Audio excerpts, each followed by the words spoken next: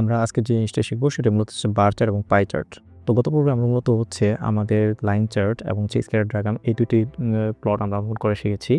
এগুলো সবগুলো হচ্ছে কি ম্যাটপ্লটলিব যে লাইব্রেরি আছে তার অংশ এবং হচ্ছে আমরা এখান থেকে আরেকটা বিষয় জানতে পারি, সেটা হচ্ছে যে আমাদের ম্যাটপ্লটলিবের পরে কিন্তু আমরা ডেটা ভিজুয়ালাইজেশনের জন্য সিবন নামক আরেকটি লাইব্রেরি শিখবো এবং সেখানে আমরা আরও ভালো বা অ্যাডভান্স টাইপের যে গ্রাফগুলো আছে সেগুলোকে আমরা আর্ট করা শিখবো। তো এক্ষেত্রে আমরা এখন বার চার্ট শুরু করি। তো আমাদের বার চার্ট আসলে কি আমাদের একটু বুঝতে হবে। তো বার চার্ট হচ্ছে এরকম যে বার চার্টে আমাদের যে বারসগুলো থাকে বা হচ্ছে লম্বা দেখা যে বার থাকে, এই বারগুলো হচ্ছে মূলত ডেটাকে রিপ্রেজেন্ট করার জন্য ব্যবহার করা হয় এবং এই বার চার্টটা মূলত ব্যবহার করা হচ্ছে ক্যাটাগরিক্যাল ভেরিয়েবলের ক্ষেত্রে। ক্যাটাগরিক্যাল ভেরিয়েবল কোনগুলো একটু যদি আমরা চিন্তা ভাবনা করি, যেমন ধরেন আপনার রক্তের গ্রুপ, ঠিক আছে? তো হচ্ছে 10-15 জনের রক্তের গ্রুপ। তো রক্তের গ্রুপ কি কয়েকজনের ও পজিটিভ হবে, কয়েকজনের ও নেগেটিভ হবে। তাহলে কি আপনি ও পজিটিভ, ও নেগেটিভ এদের ভিত্তিতে কী করতে পারবেন? তাদেরকে ক্যাটাগরিতে বিভক্ত করতে পারবেন। ওকে? অথবা ধরেন আপনাকে রেজাল্ট দিছে, আপনার ক্লাসের মধ্যে রেজাল্ট দিছে এবং রেজাল্ট দেওয়ার ক্ষেত্রে আপনার হচ্ছে অনেকে এ প্লাস পাবে, অনেকে হচ্ছে এ মাইনাস পাবে, অনেকে হচ্ছে কি এ পাবে শুধু বা বি প্লাস পাবে, অনেকে ফেল করবে। তো এরকমভাবে আপনি কী করতে পারবেন যে এ প্লাসের ভিত্তিতে আপনি কী করতে পারবেন? ক্যাটাগরি করতে পারবেন যে এই পার্সনগুলো হচ্ছে এ প্লাস পেয়েছে, তো এই পার্সনগুলো কি এ মাইনাস পেয়েছে। তো এইভাবে আপনি কী করতে পারবেন? বিভিন্ন ধরনের ক্যাটাগরিতে ভাগ করতে পারবেন। এই যে ক্যাটাগরি ভেরিয়েবলগুলো আছে, এই ভেরিয়েবলগুলোকে মূলত আমরা যখন হচ্ছে ডাটাকে হচ্ছে মূলত কী করবো? চার্টের মাধ্যমে অথবা গ্রাফের মাধ্যমে যে অঙ্কন করতে চাচ্ছি সেটাকে আমরা বলবো হচ্ছে বার চার্ট। ওকে? তো মূলত আমাদের এখন আমরা ধরেন সাপোজ ধরে নিই যে আমাদের হচ্ছে ২টা ভেরিয়েবল আমি ক্রিয়েট করি। একটা হচ্ছে ব্লাড গ্রুপ নামে একটা ভেরিয়েবল ক্রিয়েট করি। Blood group.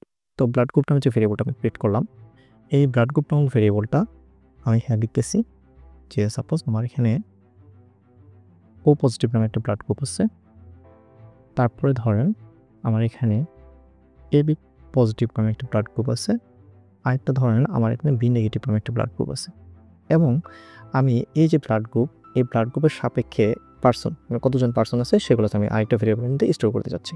যেমন ধরেন আমি যদি লিখি যে আরেকটা পার্সনস নামে একটা ভেরিয়েবল নিলাম, সেই পার্সনস নামে ভেরিয়েবলের মধ্যে সাপোজ ধরেন আমি চাচ্ছিলাম যে ও পজিটিভ আছে হচ্ছে ধরেন আমাদের 25 জন লোকের। তারপরে ধরেন হচ্ছে এবি পজিটিভ যে রক্তের গ্রুপটা আছে সেটা ধরেন আছে হচ্ছে 7 জন লোকের, আর বি নেগেটিভ যারা আছে তারা ধরেন 20 জন লোকের, এরকম আছে। তো এরপরে আমি ধরেন এটাকে রান করলাম। রান করার পরে হচ্ছে গিয়ে আমি এখন এটাকে কী করব? বার চার্ট অঙ্কন করব। তো সেটা কী করতে পারি? জাস্ট পিএলটি, ঠিক আছে? পিএলটি কী হবে? সেটা একটু আমরা গত পর্বে দেখেছিলাম যে ইম্পোর্ট ম্যাটপ্লটলিব ডট পাইপ্লট। তো আমাদের মেইনলি আমাদের এই লাইব্রেরিটা ইউজ করে মূলত হচ্ছে কী করতেছি? গ্রাফটা অঙ্কন করতেছি এসপিএলটি। তার মানে আমরা এই ম্যাটপ্লটলিব ডট পাইপ্লটকে হচ্ছে আমরা পিএলটি নামে কী করতেছি? আমাদের লাইব্রেরি ফাংশন কল করে নিতেছি। তো এই যে পিএলটি, এখন থেকে যদি আমরা পিএলটি জাস্ট হচ্ছে ফাংশনটাকে কল করি, তার মাধ্যমে আমরা কী করতে পারবো? বিভিন্ন ধরনের গ্রাফ অঙ্কন করতে পারবো। তাহলে আমি কী করলাম? পিএলটি ডট বার। ওকে? পিএলটি ডট বার এবং বার লিখে আমি যদি শিফট ট্যাব চাপ দিই, তাহলে দেখা যাবে কি এখানে আমাদের কী টাইপের ভেরিয়েবলগুলো চাচ্ছে সেগুলো আমরা বা প্যারামিটার আছে সেগুলো আমরা দেখে ফেলতে পারবো। যেমন এখানে প্যারামিটারের মধ্যে এই ধরনের প্যারামিটার আছে। প্রথমত একটা এক্স নামে একটা প্যারামিটার আছে, মানে সেটা হচ্ছে কি ডেটাগুলো, ঠিক আছে? হাইট নামে আরেকটা প্যারামিটার আছে। হাইট নামের প্যারামিটারগুলো কোনটা? হাইট নামের মানে এক্স নামে যে প্যারামিটারটা আছে সেটার মধ্যে ক্যাটাগরিগুলো বসবে। ওকে? আর ক্যাটাগরির সাপেক্ষে যে ধরনের ফ্রিকোয়েন্সি আছে সেগুলো হচ্ছে হাইট নামক প্যারামিটারের মধ্যে মাঝখানে পড়বে। ওকে? তারপর উইডথ, বটম এই ধরনের বিভিন্ন ধরনের প্যারামিটার রয়েছে। তো আমরা এত ডিপলি দেখব না, আমরা জাস্ট হচ্ছে দেখি যে নরমালি আমরা কীভাবে অঙ্কন করতে পারি। তো আমি ফার্স্টে দিলাম হচ্ছে কি ব্লাড গ্রুপ। তারপরে কমা দিয়ে দিলাম হচ্ছে আমি পার্সনস।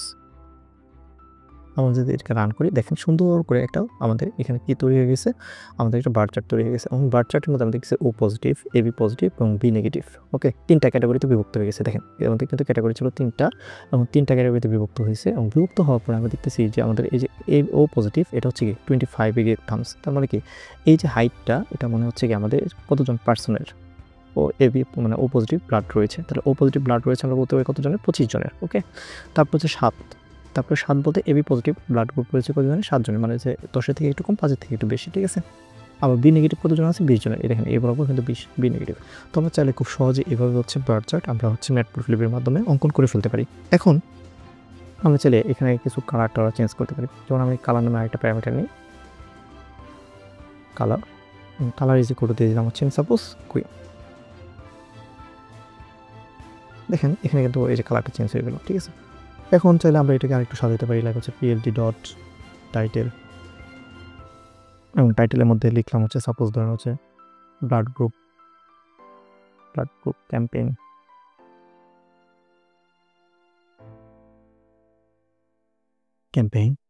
তো তারপরে আমরা যে কাজটি করতে পারি, ধরেন PLT dot title PLT dot x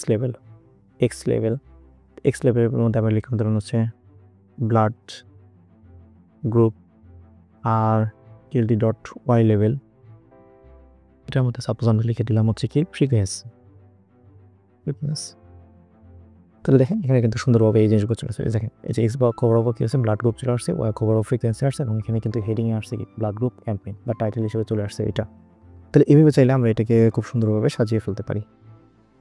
এখন যদি আমি চাই, আমি এই যে আমাদের গ্রাফটা আছে বা হচ্ছে আমাদের যে বার চার্টটা আছে, তো এইটাকে আমরা চাইলে আরেকভাবে অঙ্কন করতে পারি, সেটা হচ্ছে কি হরিজন্টালে অঙ্কন করতে পারি। তো হরিজন্টালে কীভাবে অঙ্কন করা যায়, হরিজন্টাল অঙ্কন করার জন্য হচ্ছে পিএলটি ডট বার এইচ লিখতে হয়, আর নতুন কোনো কিছু লিখতে হয় না, জাস্ট পিএলটি ডট বার এইচ।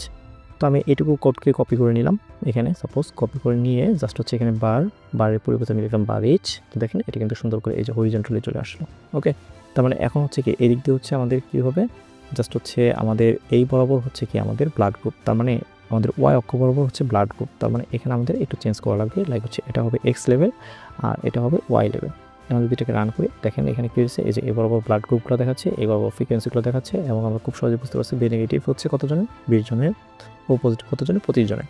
তো আমরা চাইলে এইভাবেও হরিজন্টাল বরাবর একটা বার চার্ট বা বার যে আমাদের প্লট সেটা আমরা অঙ্কন করে ফেলতে পারি। ওকে, তো এছাড়া আমরা আরেকটা এক্সাম্পল দেখব এই বার চার্টের ক্ষেত্রে। তো সেই এক্সাম্পলটা কীরকম আমরা একটু দেখি। প্রথমত ধরেন সাপোজ আমি একটা ইয়ার্স নামে একটা ভেরিয়েবল ক্রিয়েট করি np ডট অ্যারেঞ্জ দিয়ে, ঠিক আছে। তো np ডট অ্যারেঞ্জ বলতে কি বোঝানো হচ্ছে, np ডট অ্যারেঞ্জ বলতে বোঝানো হচ্ছে যে আমি নামপাই নামক লাইব্রেরিকে হচ্ছে কল করবো, ঠিক আছে। তাহলে আমি কি করি যে ইম্পোর্ট নামপাই এস np। ওকে, আমি নামপাইকে হচ্ছে np নামে কল করে নিলাম, এবং এখান থেকে আমি ডাটা জেনারেট করবো। ডাটা জেনারেট করার জন্য np ডট অ্যারেঞ্জ আমি এখানে লিখলাম হচ্ছে 2012 থেকে 2015, 2012 থেকে 2015। তো আমি যদি এখন ইয়ার্স নামক ভেরিয়েবলটাকে আমি একটু দেখতে চাই, জাস্ট নর্মালি দেখেন আমি ইয়ার্স নামক ভেরিয়েবলটাকে দেখলাম। তো ইয়ার্স নামক ভেরিয়েবলের মধ্যে এখন 2012, 2013, 2014, তার মানে কি 3টা সাল আমাকে এখানে দিয়ে দিয়েছে, ঠিক আছে। তো এরপরে আমি ধরেন সাপোজ হচ্ছে এই সালগুলোর পপুলেশন দেখতে যাচ্ছি, পপুলেশন নামে আরেকটা ভেরিয়েবল ক্রিয়েট করতে চাই মানে জাস্ট বাই অ্যাজিউমিং। ওকে, আমি সাপোজ একটাতে লিখলাম 100 মিলিয়ন, আরেকটা লিখলাম 200 মিলিয়ন, আরেকটা লিখলাম হচ্ছে ধরেন সাপোজ 200-250 মিলিয়ন। ওকে, তাহলে এইভাবে চাইলে আমরা এটা রান করলাম, রান করার পরে দেখেন আমাদের দুইটা ভেরিয়েবল ক্রিয়েট হলো, একটা হচ্ছে পপুলেশন নামে, একটা হচ্ছে ইয়ার্স নামে। এখন যদি আমরা এই দুইটা ভেরিয়েবলকে কী করতে চাই, আমাদের বার চার্টের মধ্যে বা বার গ্রাফের মধ্যে যদি অঙ্কন করতে চাই, তাহলে আমরা কীভাবে অঙ্কন করবো, জাস্ট আমরা এখানে পিএলটি ডট বার নামে যে ফাংশনটা আছে সেটাকে নিলাম, নেওয়ার পরে জাস্ট আমি ইয়ার্সকে হচ্ছে ক্যাটাগরিতে বিভক্ত করতে চাচ্ছি, যে 2012 একটা ক্যাটাগরি, যে যখন হচ্ছে 100 মিলিয়ন পিপল ছিল, 2013-তে হচ্ছে 200 মিলিয়ন পিপল, এবং 2014-তে হচ্ছে 250 মিলিয়ন পিপল, ঠিক আছে। তাহলে আমি জাস্ট ইয়ার্সকে এখানে দিলাম, আর তারপরে হাইট বরাবর দিলাম হচ্ছে পপুলেশনকে। আমি যদি এটাকে রান করি দেখেন খুব সুন্দরভাবে একটা কী হয়েছে, গ্রাফটা অঙ্কন হয়ে গেছে। এবং এই গ্রাফটা অঙ্কন হওয়ার পরে আমাদের একটু লক্ষ্য করলে দেখা যাবে যে এই বরাবর এখানে যে 250, এখানে হচ্ছে 200, এখানে হচ্ছে 100। ওকে, তার মানে হচ্ছে কি আমি যে 100, 200, 250 দিয়েছিলাম, ঠিক আছে পপুলেশন। তো এটা হচ্ছে পপুলেশন ওই বরাবর চলে আসছে। কিন্তু ইয়ারের ক্ষেত্রে আমি দিয়েছিলাম 2012, 2013, 2014, কিন্তু এখানে দেখেন 2011.5 থেকে 2012.5, 2012, এই যে 2012 মাঝ বরাবর রাখছে, ঠিক আছে। এবং এখানে শুধুমাত্র যে 2011, 12, 13 বা 12, 13, 14 এই 3টা সাল আসছে এরকম না, এখানে কিন্তু 2011.5 থেকে 2014.5 পর্যন্ত বিভিন্নভাবে ভাগ করে, মানে 0.5 আকারে মানে হচ্ছে ভাগ করে সে হচ্ছে কী করছে, প্লটিং করছে। আমি চাচ্ছি যে না, এইভাবে না, আমাকে হচ্ছে এখানে 2012 জন্য এই প্লটটা দেখো, 2013 জন্য এই প্লটটা দেখো, 2014 জন্য এই প্লটটা দেখো। তখন আমি কী করতে পারবো, তখন হচ্ছে আমাদের কী করতে লাগে, আমাদের হচ্ছে for customised value in X axis, মানে হচ্ছে এক্স এক্সিসের মধ্যে কাস্টমাইজ ভ্যালুর জন্য আমরা এক্সটিক্স নামে একটা ফাংশন ব্যবহার করতে পারি, এক্সটিক্স। ওকে, তো এই এক্সটিক্স নামক ফাংশনটা ব্যবহার করলে মূলত আমরা হচ্ছে আমাদের আমরা যে কাঙ্ক্ষিত যে জিনিসটা চাচ্ছি সেটা আমরা পেয়ে যাব। ওকে, তো এটা আমরা কীভাবে করতে পারি আমরা একটু দেখি। যে ধরেন যে পিএলটি ডট বার এটা নিলাম, পিএলটি ডট বার নিলাম, নেওয়ার পরে আমি হচ্ছে পিএলটি ডট এক্সটিক্স এবং এক্সটিক্স নেওয়ার পরে আমি জাস্ট হচ্ছে ইয়ার্সগুলোকে এক্সটিক্সের ভিতরে ফেলে দিলাম, মানে এই যে ইয়ার্স কয়টা, 1টা 2টা 3টা। ওকে, তাহলে এখন যদি আমি জাস্ট রান করি দেখেন এখানে সুন্দরভাবে এখানে ধরেন এই যে 2012, 2013, 2014, তো 2012 সাপেক্ষে আমাদের দেখা যাচ্ছে যে 100 মিলিয়ন পিপল আছে, 2013 সাপেক্ষে আছে 200 মিলিয়ন, 2014 সাপেক্ষে আছে কত, 200-250 মিলিয়ন। ওকে, এবং এখানে দেখেন এই যে কিছু হাবিজাবি লেখা আছে, তো এই লেখাগুলোর জন্য আমরা চাইলে পিএলটি ডট শো নামক যে ফাংশনটা আছে এই ফাংশনটাকে কল করে দিতে পারি এবং এটাকে চলে যাবে। ওকে, তাহলে এইভাবে চাইলে আমরা বার চার্ট অঙ্কন করতে পারি, এবং বার চার্টটা হচ্ছে আমরা চাইলে হরিজন্টাল অঙ্কন করতে পারি বা ভার্টিক্যাল অঙ্কন করতে পারি। তো এরপরে যে বিষয়টা আমরা নিয়ে আলোচনা করবো সেটা হচ্ছে মূলত আমাদের পাই চার্ট। ওকে,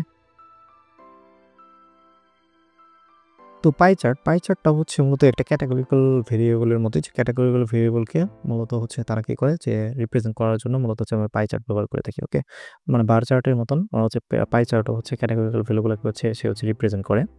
তো আমরা এখানে দেখতেছি যে আমাদের ফাংশনের বিভিন্ন প্যারামিটার রয়েছে। তো প্রথমত সাইজেস প্যারামিটার রয়েছে, লেভেলস নামে একটা প্যারামিটার রয়েছে, অটো পিজিসি নামে একটা প্যারামিটার রয়েছে, মানে স্টার্ট অ্যাঙ্গেল নামে একটা প্যারামিটার রয়েছে, একটা কালার্স নামে একটা প্যারামিটার রয়েছে বা কালার নামে একটা প্যারামিটার রয়েছে। তো এই প্যারামিটারগুলোর সাপেক্ষে আমি হচ্ছে এগুলো কাজগুলো শুরু করব। তো আমি প্রথমত ডাটা দুটো নিয়ে আসি যে আমরা যে একটু আগে তৈরি করেছিলাম। তো প্রথমত আমাদের এখানে দেখেন যে আমাদের যে ব্লাড গ্রুপ, আমি ব্লাড গ্রুপ ডাটা নিয়ে নিলাম এখানে পাই চার্টের জন্য। পাশাপাশি আমি আরেকটা ডাটা নেব, সেটা হচ্ছে ব্লাড গ্রুপের ফ্রিকোয়েন্সিগুলো। হ্যাঁ, ব্লাড গ্রুপের ফ্রিকোয়েন্সিগুলো, এই যে পার্সনসের ফ্রিকোয়েন্সিগুলো নিয়ে নিলাম।